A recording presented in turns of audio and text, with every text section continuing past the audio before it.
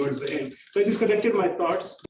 Okay, so first of all, I think that it is well known that a PhD is different from a bachelor's and a master's. The main difference being that a PhD is, a bachelor's master's is a course-based program where you're given a syllabus, you're taught what needs to be done. There are closed book questions and you know the answers to them, that's why they were given. But a PhD is more of a research-based degree, which is very different from a BSMS because there's no syllabus. And when we start, we don't even know what we're trying to do. And so we're trying to, first of all, pose problems, which then can be solved meaningfully. So it's very open-ended, and that makes it harder than bachelor's, master's, or any coursework-based program you've done before. For a PhD, unfortunately, coursework is not very useful. Very rarely do you find that any course tailors to exactly the PhD topics which you would like to study. I taught a course on legged robotics, but even then I think that what I did may not be fully useful for somebody to get a PhD. So there cannot be a course which can cover all the things. Now, it does happen that there are 3-4 courses in the entire program which are useful, and they are good because they teach you certain formulations or help you to read the literature, understand the literature, but that's about it. But you want to just pretty much get done with your course, so don't keep it lingering. At the same time, you don't want to do too many courses a semester, but at the same time, you want to get done. GPA does not matter. Never after my PhD did anybody ask me what was my GPA for my PhD. However, there are some minimum requirements, like at UIC, it's 3.5. If you don't have 3.5, you cannot give your preliminary exam. So you want to keep that GPA, but getting a 4 is not very useful. Okay, so courses are an inefficient way to learn, but you need to be able to learn just enough on the fly. What I mean by that is, if you think there's something you need to be able to go in there and find what you need. Maybe use the internet to learn just enough, and then once you get that knowledge, you can then start using it on your research. Now, the main thing I think is there are two things when it comes to the research we do, which is there are some main ideas which come with any topic, and you can learn them in books. Typically not the first chapter, but you may have to go to chapter 5, chapter 6. That's one way. The other way, and these are sources because of internet, you have tutorial papers, there are blogs, which were not there before there was internet.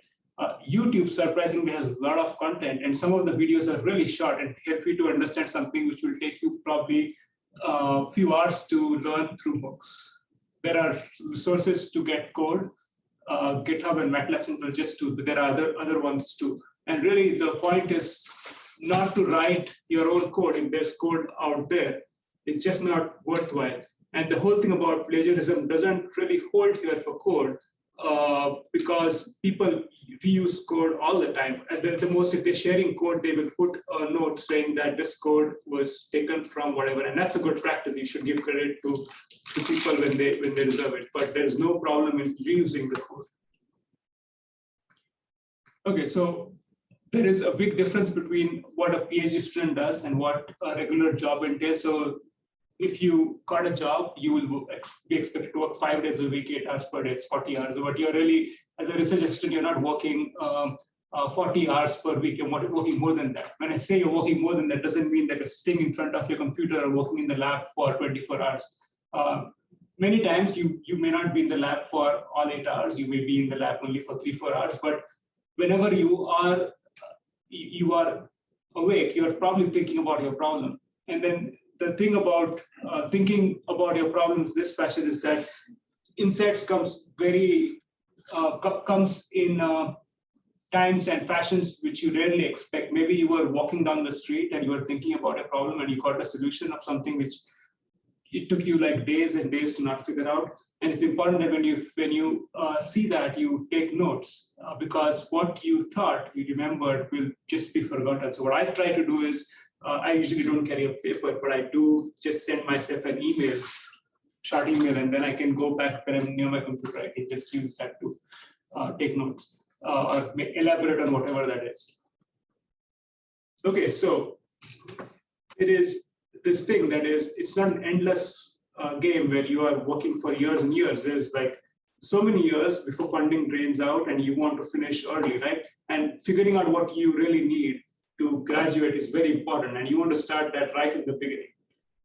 There are non-research items on the table, like you need to do certain courses, you need to take so many thesis hours. So that's like something which you can do early on. And then there's the research expectations, and these are really the harder ones to pursue, right? And everybody has their own expectations. So typically in terms of papers or what sort of research you're going to do, it's going to be hardware, software, or both. And I think that figuring that out early on is good. My goal is to really get you to come up with 3 new ideas, which will become 3 papers and 3 chapters of your research thesis. And that's usually good enough to graduate. Okay, but those 3 papers could potentially be divided into sub-papers depending on how you progress. And really, that's really a rule of thumb. There's no really hard number on that. Okay, now this is something which is kind of important. You want to maintain a research notebook. I have one in my bag all the time or on my table. But the thing is, you basically write down anything on that book. It could be if you're deriving something, or if you found a good explanation of something, or if you have some idea, just put it there, because some point of time, you will ask yourself, where was that thing I had thought, where is it? And it's probably the best place to find is in your notebook, right? So I recommend that you do not use paper for this. You just use a book, because paper gets lost. What you could do is, if you use paper, is you could take a paper, write on it, and take a scan of it, and then either email it or share it on your drive. I usually put the date, and I put whatever I have, and that way, if not anything, I can just go by the date and try to search for it. Perhaps tablet is a better way of doing things, but if you can ideally make it searchable, that is best. The problem with making something searchable is that you need to have OCR, right? Object character recognition. That is, whatever you write should be machine readable. And that's the hard part. Many times the notes are by hand. So I don't have a good solution for this, but you want to be able to find what you have on the notebook. And I have probably 8 notebooks or 10 notebooks which are in my office right from 2006. I used to write a lot more, and now it's become like one book per 2 years or something like that. But I think it's important to keep a research notebook. Now, what happens is, when you are doing your work, you realize there are tools which are very relevant to your work. And these tools are maybe specific to the lab. Like, for example, what software do you use to write papers? Or it could be very specific to your research. What tool do you use to do your research? Why you need to run these tools is because if you are using a certain tool and you need to work with somebody else in the lab and they are using the same tool, then it's much easier to collaborate and talk instead of people using disparate tools. Also, when you share things online after you finish your thesis, you can actually post your, for example, code, and then other people can use it. Vice versa, somebody else posted their code, let's say Python, and use Python, you could use the code. So it's very important to find the right tools and use them. So here are some example tools, numerical tools. I think that really depends on what your application is doing. Writing, I really prefer LaTeX because it's platform independent. Figures, I use Illustrator. Fortunately, UIC has a license, and so you don't need to buy this. Presentations, really, it's up to you. Keynote, PowerPoint. I have used LaTeX too, but it doesn't work really well. And then for collecting papers, something which is very specific to Mac, I use something called BibTeX. So the last 2 are really up to you, but the first 3 I think are important if you want to have a common set of tools for writing, figures, and programming. Okay, now this is something which you might not have thought about, which is if you spend too much time figuring out something, you just want to make a template. So for example, earlier on, I used to make figures, and I realized that I'm just doing the same thing again and again. In all our cases, we have a pendulum or a hinge joint. So this is my Illustrator template where I just dump. So if I make a new figure, I just dump it over here.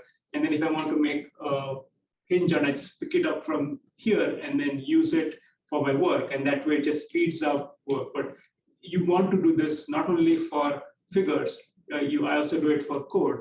And so this is basically I have a folder called template MATLAB, where I basically, if I spend too much time discovering a code, I would write a very simple elementary code and just dump it in this folder. And you can see that there's at least one item which is as old as 2009, the top one. But then keeping that is important, because when I need to go back and use something, I just search through this. And this is, by the way, searchable, but I can just take that and then modify it to suit my purpose. This is just for MATLAB, but then I have things for C, I have things for Illustrator, I have things for LaTeX, and so on and so forth. But it's kind of important that you try to automate as much as possible. Okay, now when in school, we were taught to remember things, and it's good to remember things, but I think it's a terrible idea to remember things. You want to use your mind space to just think, reason, connect ideas, and you only want to put everything possible to be on the calendar. So don't remember anything, just try to avoid remembering, just make reminders. And the good thing is that you can actually put everything on Google or iCal, whatever you prefer, and then it'll just make it send an email to you. And you could set reminders once in 5 days, once every year, once every month, just anything you want. And I think that just saves you so much time, because you're not juggling things. It's just this reminder comes, you just do it and you move on. So just don't try to avoid remembering. It's not worth it. You want to use your mind to think of new ideas. Okay, I learned this the hard way. You always want to back up your work. You think that nothing like this would happen to you, like losing a computer or your hard drive crashes, but it could very well happen to you. It happened to me, but before that, 5 months before that, I had already started backing up things. So I did not lose much. I just lost maybe 15 days of work, but that was on a holiday, so it was not much. But it's very important to back up. Okay, please back up. I always tell this. Imagine your last year of your Ph.D. and your hard drive crashes. What will happen? So here are different ways to do that. The Google Suite, that is not your personal email, but your UIC email. If you have the Google Suite, you can actually put things on the drive, and that's unlimited space. If you see your personal account, it says so much space, which is shared across Gmail and photos and everything, but this one doesn't put a space limit, so that's unlimited. Okay. I know that after 1 year, after you stop being a student, you lose your Google Suite account. Remember that. But in the meanwhile, there's no reason why you shouldn't use Google's G Suite. Okay. I have an account through Cornell, which is still active. It doesn't get deleted. I put everything there, and that's for life. But unfortunately, UIC doesn't offer anything like that. So till you get something permanent, just try to use whatever you have, like G Suite. Hard drives, I have 4 hard drives. I back up on all 4 hard drives, and I keep those hard drives in different places. One in my bag, one in the lab, one at home, and things like that. Because my advisor told us, what if your office catches fire, or what if your lab catches fire, or your home catches fire? If you make paper copies, I said, always scan email, and always, if you mail it to yourself through Gmail, put good keywords, because that's how you search it. There's no other way to search it. And then this is something which I learned probably in 2012, which is I stopped working from my hard drive in the sense that I work from my hard drive, but I work in the Dropbox folder of my computer. And that's because if your computer crashes, then you still have the Dropbox which syncs, and then you can use it anywhere you want. And on those lines, actually, what you can do is, and this I've done in the past, is I had one computer at home and one computer in office. And so I used to never carry my computer home, because I used to work from my Dropbox. So I could go and be in the lab, be in the office, and have access to all the material. So that's an advantage. Okay, so you will get your PhD for novel research, but you need to know what came before you, right? Because there is a literature review in your thesis, there's a literature review in your papers, and you need to know that. The best way to find resources is probably through Google Scholar. UIC Library also has resources, you can go through that. There are some papers in your field which are a lot of sort of kind of seminal work, and they have to be, they usually receive a lot of citations, and people talk about them all the time in conferences, and you have to know them. And the best way to know them is to read papers and talk with people. And doesn't mean that if they're cited a lot of times, that means they're good papers. They could be that they were cited because they're bad ideas, and people like to cite them because they want to tell about a bad idea before they tell about their own idea. So you should know these papers. The best way to get started in new research is to use review papers, which basically collects all the papers together. It's all a splatter all over the place, but sometimes some things are easily found in review papers.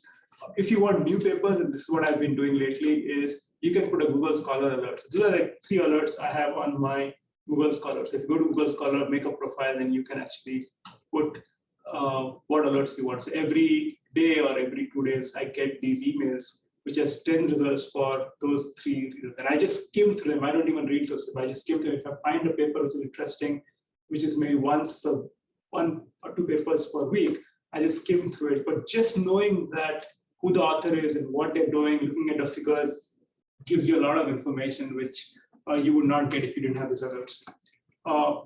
This has happened to me a lot of times, and I probably happens to you too. That is, you do something and you get stuck, and it's really hard to get unstuck.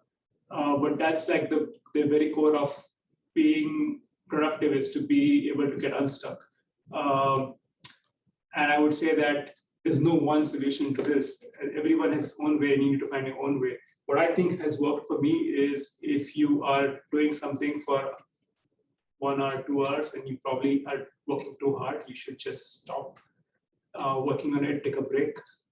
You can search on the internet and seek help, and there are forums which help you. And people, even though they use the internet for other things, don't seem to be doing this simple thing, but it helps. And then sometimes, what you have in mind is not on the internet, and it doesn't help you to take a break. Then just talking with somebody helps you to clear things up. Just speaking out to a colleague. So your colleague doesn't need to understand anything, but when you try to explain it, things become more clear. And I've had many interesting breakthroughs just by trying to explain things to them. Okay, this is something which is very important. Unfortunately, undergraduate does not prepare you well enough for how to present your work.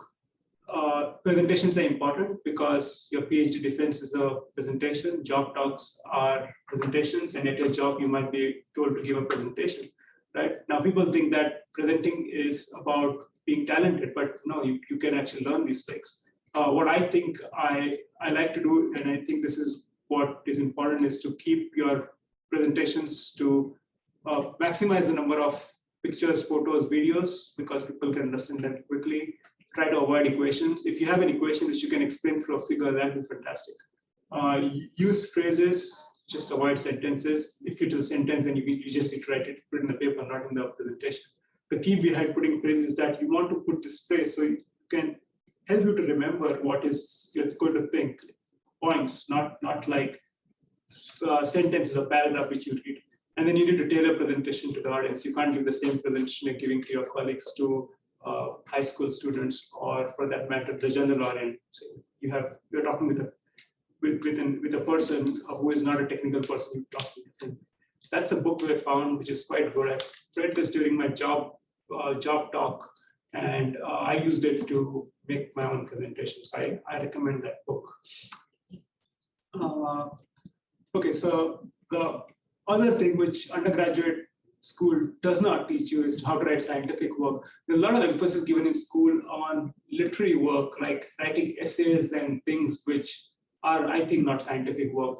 The thing about difference between that literary work and scientific work is that scientific work is based on assumptions, facts, hypotheses, and equations. So once you think of these things, everything you say has to be one of these, or something close to reality. It's not fiction. It's not fiction, non-fiction, right?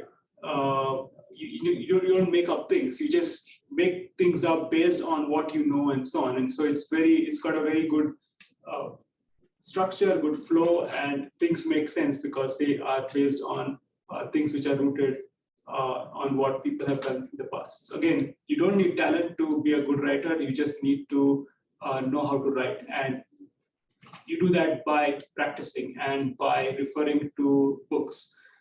Some of the ideas which have worked for me is writing is not, I don't write a different, paper writing is the same no matter what paper I write. It's very algorithmic. There's only this specific things you do. For example, first you just dump things on maybe LaTeX, and then you organize things, and then you put figures, and then you write sections. They're always the same way. There's introduction, there's methods, there's results, discussion, conclusion. So it's very algorithmic.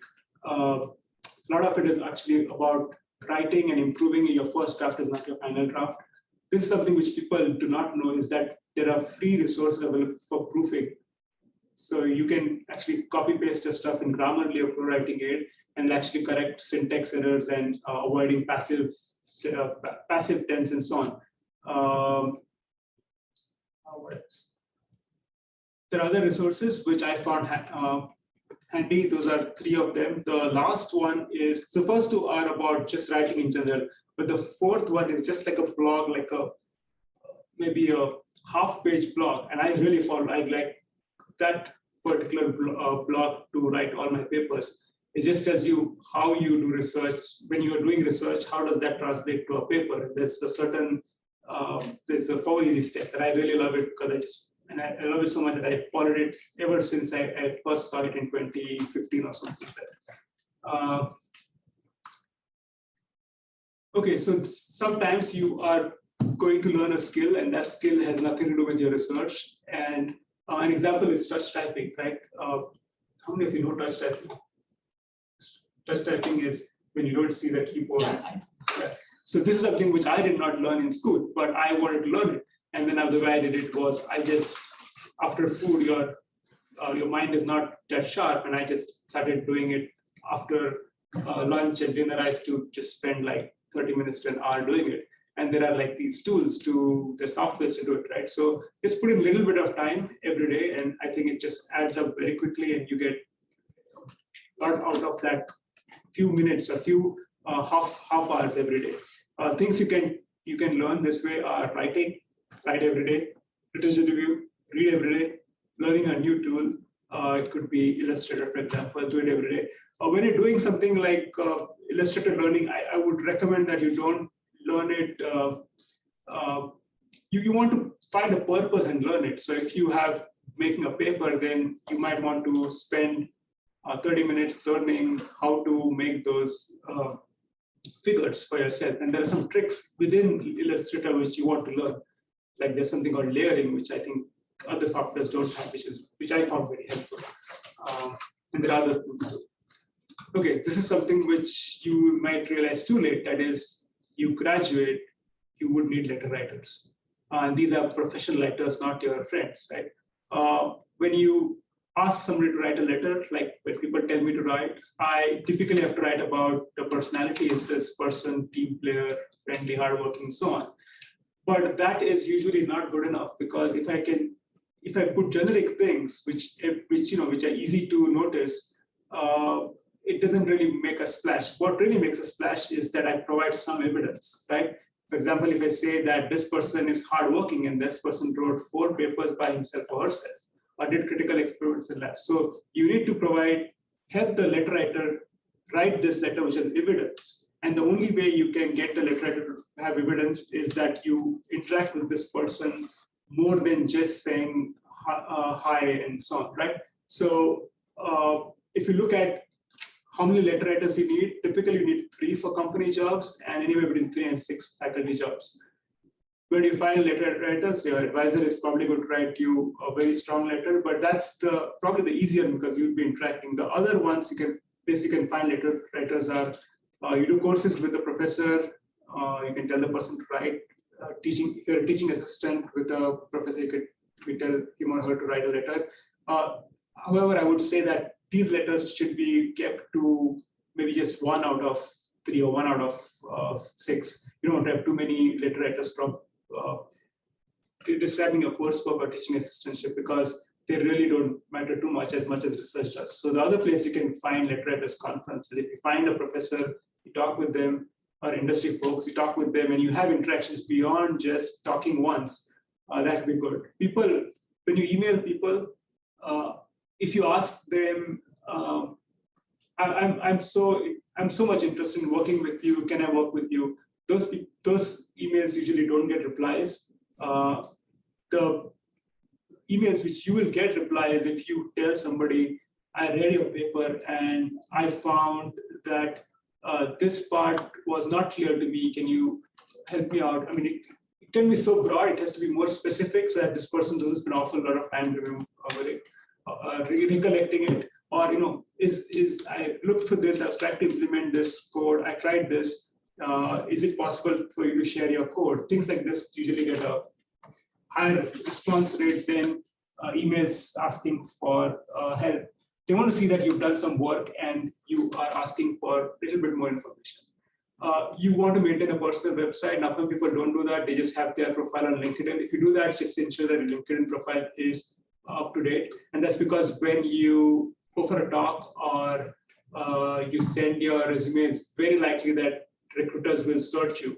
Okay.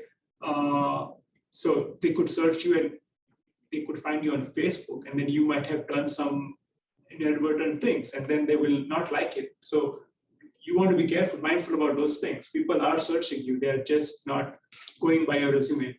So be careful when you are, using social media, or for that matter, any media. Be mindful. So what you want in terms of website? Well, you want to have it. Make it professional. You don't really want to make a very glossy website. The content, I think, is more important than design. There are very minimalistic designs which will do their job, which is present information such as papers, videos. If you have made tutorials, you could put that. You could put your GitHub profile, especially if you're trying to look for a programming job. Your GitHub profile actually is a good way of guessing if you're a good programmer.